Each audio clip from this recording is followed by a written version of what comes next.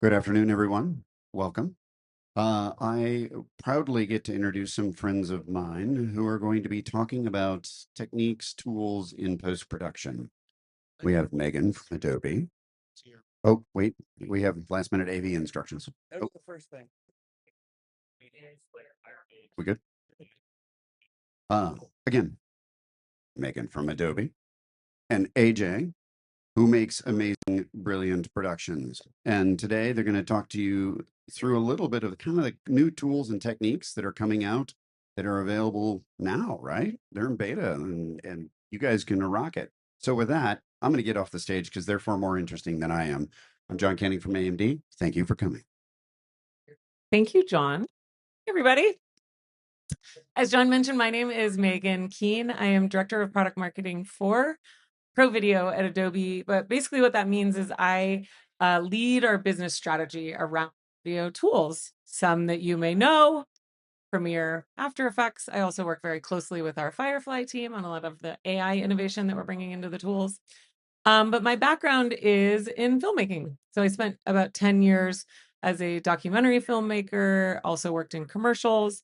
I would love to find out a little bit about you, though. So by a show of hands, how many in the audience would call themselves an editor? Okay. And how many in the audience would call themselves a creator? Some of the same hands. Okay, great. And some new. Great. It's good to just anchor ourselves on this conversation because as you saw, that the title of our session is Creators in Post-Production. And I am joined by my good friend and very talented creator, AJ Bleyer. We thought we would start by showing you a little of his work to get you grounded in some of the types of work that AJ does and what we're talking about today.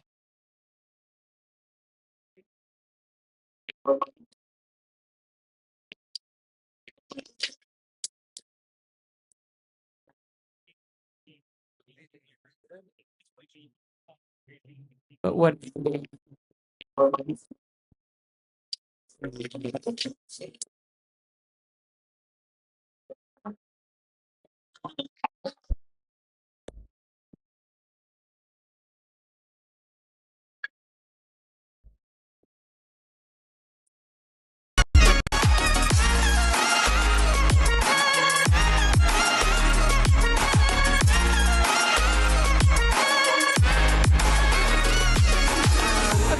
So AJ, just to ground everybody in who you are and the perspective of the conversation, tell us a little bit about the work that you do. Yeah. First off, I'm stoked to be here with her. This is like she's a big deal, you guys. And honestly, is it anyone's first NAB ever? Oh my God. Okay. Straight up, something that I wish someone would have told me my first one is it's so overwhelming the first year that for a couple years I was like, am I doing it wrong? Like there's so much. And something I just wish someone told me is like a lot of the takeaways from a show like this, they kind of hit you like the week after when you're back home and you're back in your own like station and you're kind of thinking about some of the stuff you picked up. So don't worry about it. You're here, you're like seeing stuff, you're doing it right. So that's something I just wish someone told me. Name's AJ. I'm a DJ director and an editor, a self-taught filmmaker, like so many people here, a product of kind of YouTube University. And as someone who used to just poke around and learn Adobe stuff one YouTube tutorial at a time, it's always kind of a weird thing because on one hand you go like, oh my God, there was a button for that this whole time, and then you go like, oh my God, there was a button for it the whole time, like I know nothing. And just to poke around enough and get to a place where I get to like be here with Adobe and talk about how I poke around is super cool. So I'm super pumped to be here. I've kind of found it was interesting. The first time I realized the job was evolving for me was when we were getting digital cameras. Like my first camera was a Canon Rebel, like a little DSLR, and those started to do photo and video. And I remember I would then, if I did a shoot, because my camera could do both, I would do photo and video. And people were like, whoa, that's crazy. And I was like, yeah, I mean, I like to do both. Why not? And then I learned kind of how to edit photo and video. And slowly, as you begin to take on more in production, suddenly you're finding yourself learning about lenses. Suddenly you're learning about sound design a little bit. And you just start to learn more and more and more stuff as we begin to do all of it ourselves. Who is this relating Like, Yeah. yeah. And before it was like, like seas of white trucks and like messing up parking for a neighborhood at a time to get something like this done. But now it's we're empowered to do more and more of it ourselves, which is cool. But one of the big things, like this is a crazy year for Adobe for a billion reasons, is this color mode. I love color. Look, I'm a creator. I care about how things look, but I don't have any more brain space for another program or something like that. And so I would do what I could do in Premiere, but it was something I just never really took the time to learn because it was just always an over there thing. And one of the big announcements this year, I don't want to take your thunder, is like, you could speak about more than anyone else, is that's a big thing. Has anyone heard about like the new Adobe Color stuff popping around? It's a big thing this year. I want to hear your thoughts about it because you've been part of this system for a long time. Yeah, it's interesting because color mode is our big news at the show this year. But the reality is that, and for those of you who haven't heard about it, color mode is a whole reimagined way for working with color inside Premiere that is purpose-built for editors. So it's not meant to be a deep specialist, only a professional colorist who's spent 10,000 hours learning color science can understand. It's meant to be intuitive and user-friendly so that the newest editor all the way to somebody who really does understand and want to go deep with color, everybody can find some incredible value and depth in the tool. The reality is that what we have released here at the show into Premiere Beta is the culmination and the starting line of a lot of work. So anybody who's really followed along with Premiere over the last few years, about a year and a half ago, we released color management. So if you think about buying an old house and you are wanting to renovate the house, but you realize that the plumbing is messed up. And like, you got to deal with the plumbing before you can renovate your kitchen, right? So that was color management. We tore out all of the ways of working with color inside Premiere from a base level and rebuilt the foundation. Then earlier this year, we released something called Object Mask. How many in the audience have heard about Object Mask? So Object Mask is our new hover and click AI-powered masking.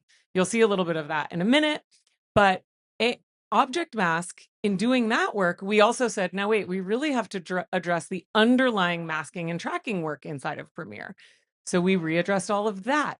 Now with color mode, color management plus new masking and tracking plus Object Mask plus color mode means that there is this super robust way of working with color with precision and control that enables editors to really get great color without having to really understand the math and science underneath it.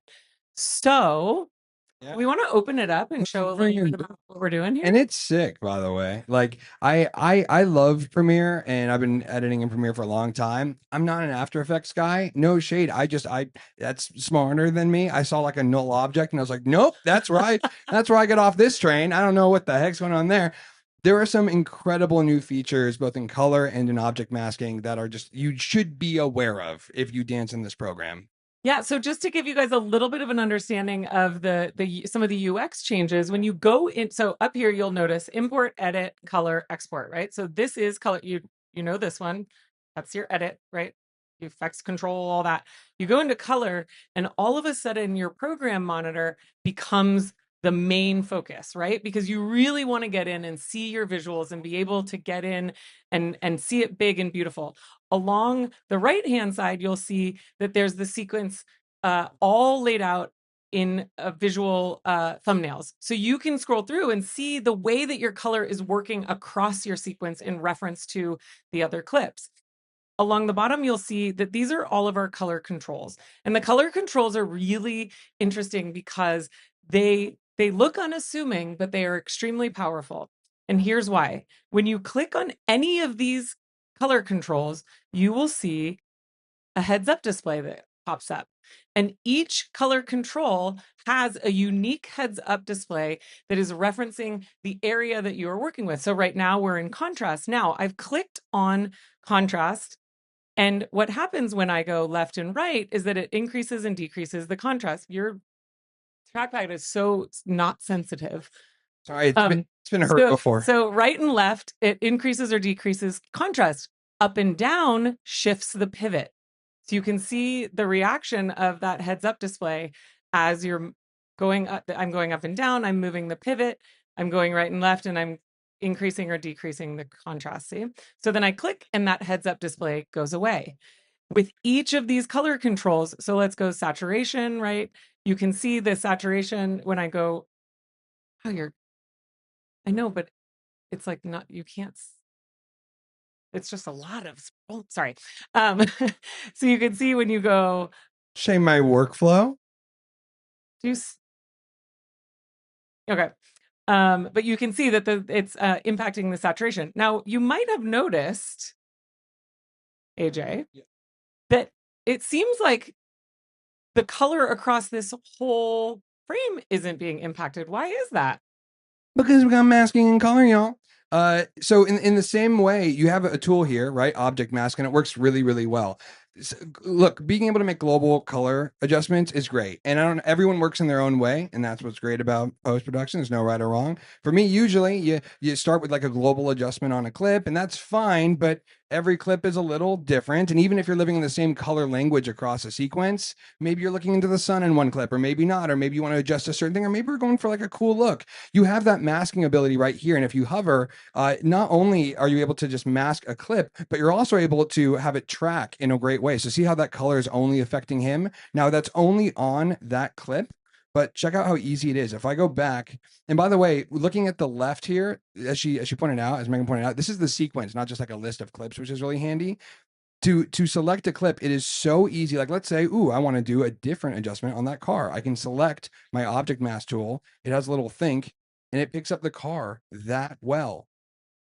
And that's not, and there's motion and stuff. That thing's blurry, you know. So you can do different kinds of adjustments. Obviously, you can do global adjustments as well, but this is one of those little nuances that take this from like a little Lumetri color kind of great, thing to like a very specific, refined pro color tool. And to her point, I know the sensitivity of my thing isn't high enough for you, but when I found out I was going to demo this, I was like, okay, well, I work mobilely a lot. Do I need to bring a mouse? Right? Because these tools, like, I don't know if I'm doing a big whole thing. This is one of those things where like you can see it here. You have to click on it and see how good these tools are. Exposure might be an easier like one to point out here. I'll do this clip right here. It actually brings up a good point. Is one thing that we like to say about color mode is it really invites play with color, because you start poking around and you can see a lot of impact of what you're doing. But when we generally at Adobe, when we develop a demo, we go, okay, now you click this clip and then you add this thing and you do this exact thing, and everybody needs to follow this script for this demo. In color mode, we've totally thrown that out the window because we're like, it's so cool to just kind of poke around and see how things, and what we've heard from people who've been in our private beta is that if they don't know about color, they're like, as I'm using color mode, I'm learning about color because I'm in that category. I'm seeing how it's impacting the heads up display. I'm seeing how it's impacting my image. The other really cool thing that I wanted to point out is a lot of people maybe who've done color in the past are used to either working in layers or working with nodes. We are introducing a new concept, which we are calling operations. And operations are a color grade that you can add at the clip level, at the sequence level, or at a group level. So you can see here that adjustment that we've added is on the clip right now, but we can just drag it over and drop it on the whole sequence, and it impacts every clip in the sequence. Or if you're working in a sequence where you have, half of the shots were done in daylight, and then you have this 25% were shot at dusk, and you're needing to really add some more purple, and you're just wanting to work with those dusk clips, you can go over and select some clips and say, what's that? Yeah, like these two have a different look, right? Those were outdoor shots and these were indoor shots. So if I have a grade that's just specific for these, I don't want it entirely sequence wide. Like let's say, for example, I do a global color adjustment. Like here's the kind of contrast I want. Here's where I want my warms and my shadows and all that stuff. And then I've graded the outside clips, right? It's a separate thing. I can still take the main adjustment I have, apply it to the whole thing, but have like a second operation just for like the indoor stuff. So you can separate that. So you see that I've selected these bottom 4 clips, and now there's this middle section, which is a group, and you can take that same adjustment and you can be like, you know what, I just want to add it to those 4 clips, and then it does that. As you can probably tell, there is so much here that we can only just scratch the surface of what we wanted to show you.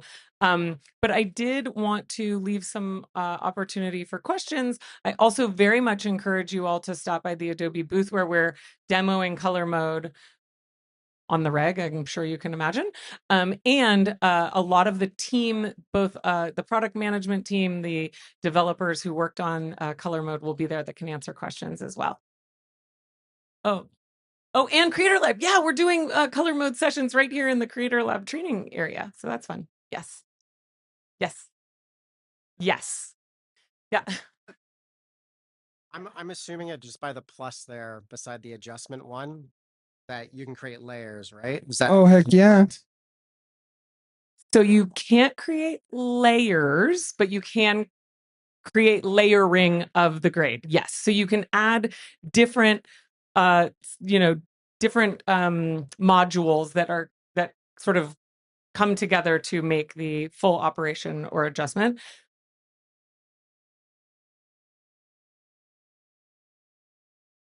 It's a similar concept, yes. And I will actually call out, I encourage you to check out the training session here in the Creator Lab. However, we also have adobevideotraining.com, which is free training across Premiere, After Effects, and we've added a whole new section of training videos and instruction to really walk you through it. Like I said, color mode is so intuitive and fun to sort of learn by doing. But if you're anything like me and you're like, nope, I want the instructions, I'd like to understand exactly how I should be working with this, adobevideotraining.com is a really great place for those resources. Yeah.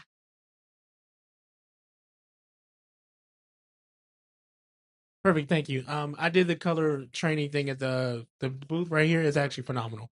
But the main question I had was, let's say like it looks like NBA YoungBoy up there, but It is. yeah, let's say I wanted you had the object mask on him in one clip, and then you could color him and not the background.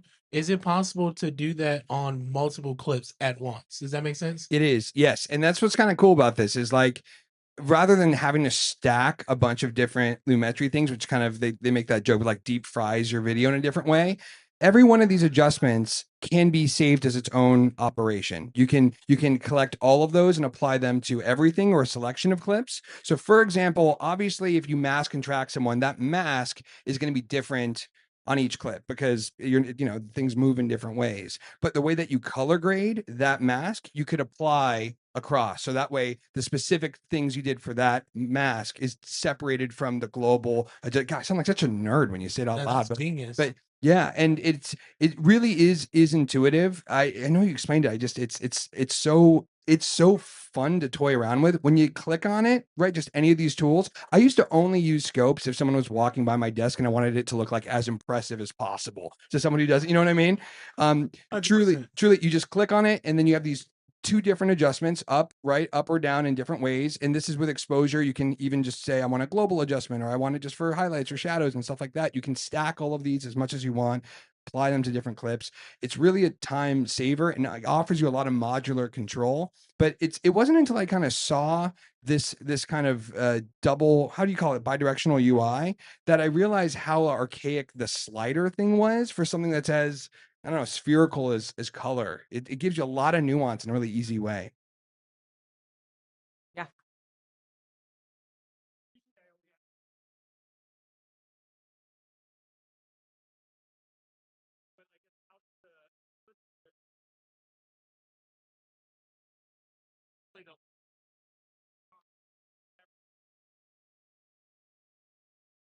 Yeah, the question is, how is it prioritizing if there's multiple videos across multiple tracks?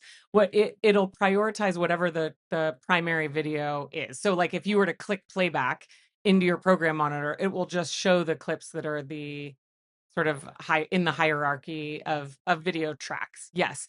However, and I'm trying to remember, literally, it's so fun to watch different people demo or walk through this new functionality because I'm learning things literally today. And I'm trying to remember how he did it.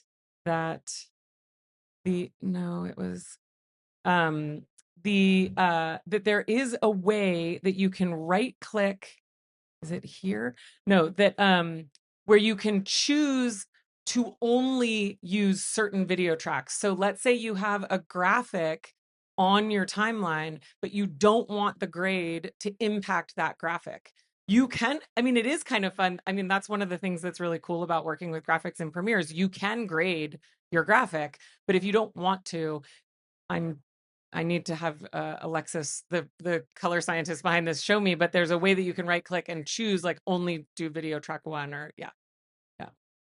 Another tiny little call out I want to say is when you're looking at these different operations to do, there are these different tabs here in the corner. Like for example, I used to, when I was doing Lumetri stuff, I had some plugins, like a bunch of different LUTs that I liked, and I kind of knew how those worked, and that was an old thing. I still have access to all those traditional LUTs available here too. And then if you select one that you like, I'm going to select one at random. It's probably gonna be weird. That's a weird one. I can select it and I can still adjust the intensity of that on top of everything else. It just becomes its own operation. So it's not like if you have an old workflow, it isn't good at all. But how did you? But we've actually invented another new concept, which we are calling styles. And styles are basically akin to something, if you're familiar with in Lightroom, like a Lightroom preset, where we have different film emulation styles. So you can see when you say add clip style, and there are all these different cinematic styles. I love when Jason does it because he has these like funny code names that he uses for him. And also there's just previews, like, oh good, like thumbnails, versus just a long list. So there's just like one-click styles that you can add. But unlike a LUT, which are very rigid and they're very hard to make any adjustments on without totally screwing up the look of your media, they are all, you can finesse them in the way that you want. So maybe you've added the style, but you don't want it to be that, strong. So you can see, I don't know if you can tell, but like, see the strength right there. How when you drag right and left, it like increases or decreases the style of how strong that style is applying to your media. And there's all sorts of different ones. I think right now we probably have about a dozen, but we're looking to have many, many more by the time we bring this to the shipping version in Premiere. And you're gonna keep clicking around. Like if I go to this clip right here, that's a lot of stuff going on. You'll notice just right here, looking at the whole clip, there's a couple color options that pop up here on the bottom. But those color options are maybe a little bit different than the ones I get on different clips. Why is that? It automatically scans the clip to see what the primary colors are that you would be most likely to want to isolate. And you can obviously add your own or do an eyedropper, but it just kind of serves it right to you. So for example, if I on this clip know that I want the orange on this to be super, super punchy, I can just do that really, really quick. I don't have to go hunting for it, which is just kind of a nice. Or for example, like in a like for the storytelling, let's say that there's some pertinence to the fact that the red car is at this drag race that's happening, that you can really punch up the red because you just click and then again. Yeah. Oh. Any other questions? Well, Miles thinks you should go and take the color session over in the lab. Yeah.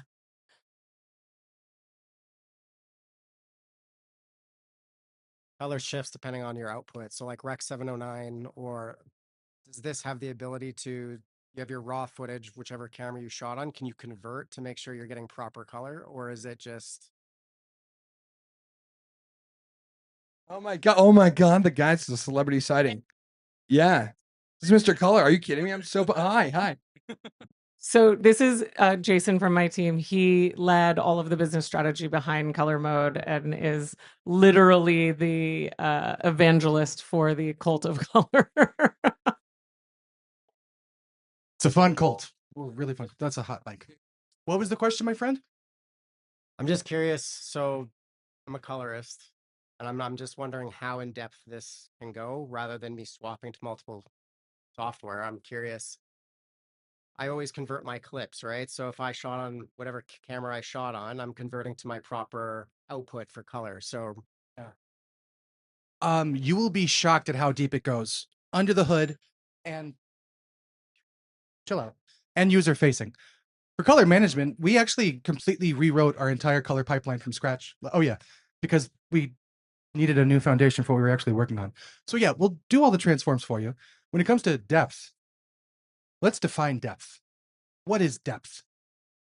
We've been working in the culture for more than 10 years now that the only way to good color is to get yourself up the curve and study hard enough to learn tools that were never built for video editors, but high-end pro colorists.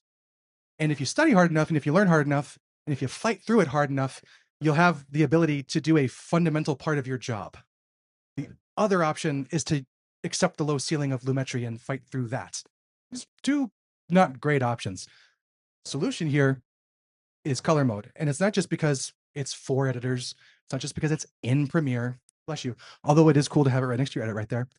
We challenged the concept of what actually is depth. Is depth and creativity only achieved through extremely advanced scientific mathematical mastery? Or should you be able to have an idea and turn it into a physical reality with a very shallow learning curve to learn the system, and then create your own film density curves and film emulations and contrast ranges by simply moving your mouse up, down, left, right, and without having to understand and keep track of a billion tabs going on to be able to actually see what's happening at the clip level, the group level, the sequence level, dragging and dropping, copying and pasting. Having actual control over how color flows through the sequence, clarity and understanding over what you're actually seeing, and understanding in the HUDs, showing you what you're doing as you're doing it for extremely precise feedback. So when you actually get into styles, film color, contrast kit, flare, those are the serious modules that we have in color mode right now for this first version of public beta. I see a future by the end of next year where we have like 50 modules. I see a future where third-party partners take our toolkits and build their own third-party modules. And I see a world where we take every single film impact effect that is color grading or cinematography adjacent, like Wonderglow, Vignette, list goes on, resurface those as modules to the point where you can build these styles and you have billions of parameters and potential combinations, and then the ability to import them and export them. But having said that, Rec 709? So to get to your question, pardon me, I went down a rabbit hole.